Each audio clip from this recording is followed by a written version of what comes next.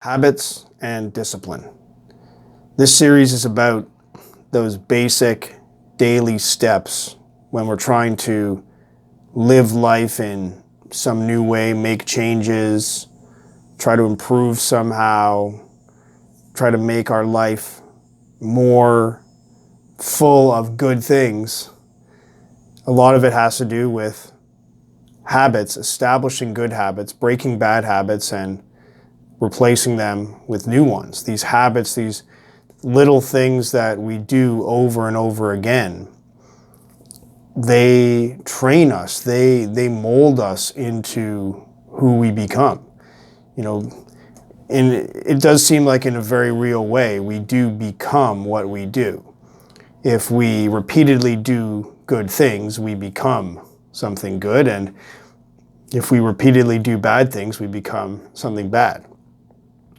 So establishing new habits is one of the most powerful ways to change, especially because once we establish the habit, it gets kind of locked in. I mean, of course, it's never automatic forever that it could never change, but it becomes very easy to repeatedly do something once it's established as a habit. It's almost like we can do something with basically no effort. And if it's a good thing, then that makes it very easy to do good things. Of course, also makes it very easy to do bad things.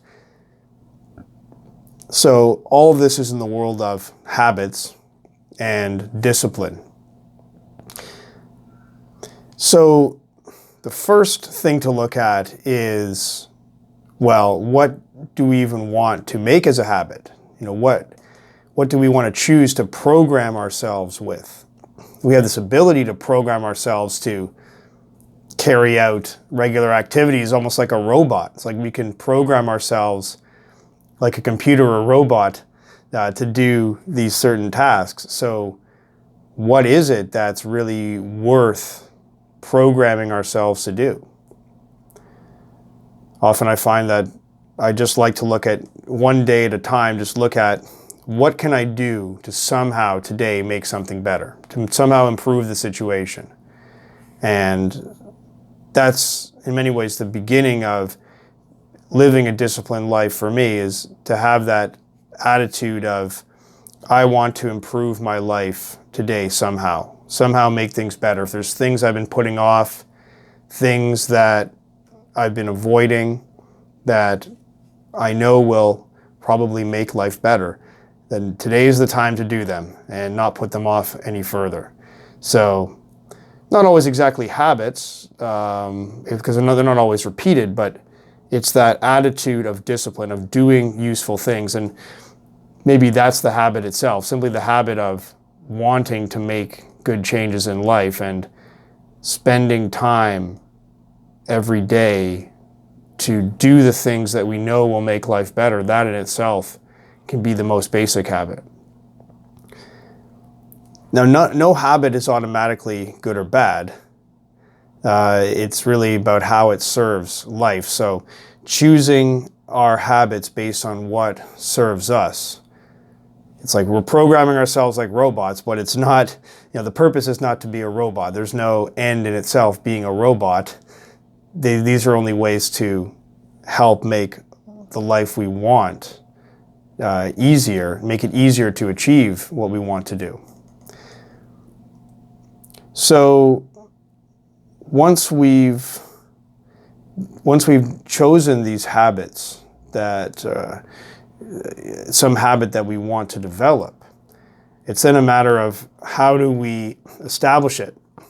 And of course, it's the beginning of the habit is the most difficult when it's not established at all. We have to start training ourselves from scratch, and it's like building a road.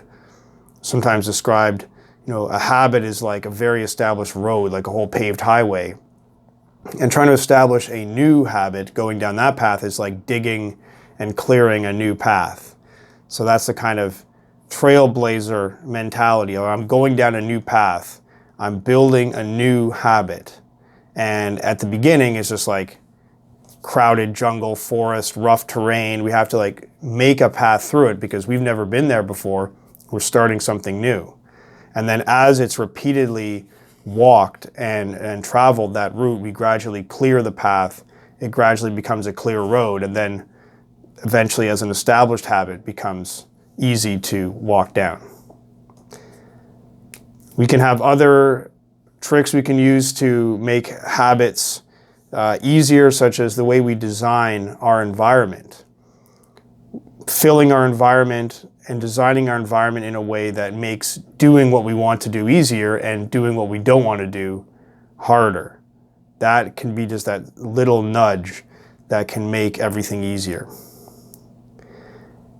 And then there's the maintenance of habits as they're always fading away, that we can easily kind of let habits drop and maybe fade back into other habits that are established before. So we build the new path, but then we get excited about building the new path. We're doing things a new way, but then, get a little bit lazy and start walking on the old road again. So all these together, using these kind of techniques and approaches, it's a very practical thing. It's a very pragmatic thing, just trying to make doing good things easier and making there be less resistance against what we want to do. But in the end, this is only a tool. It's only a means to an end. And being disciplined and having good habits all the time by itself doesn't achieve anything. It can only be a tool in service of what we want to do.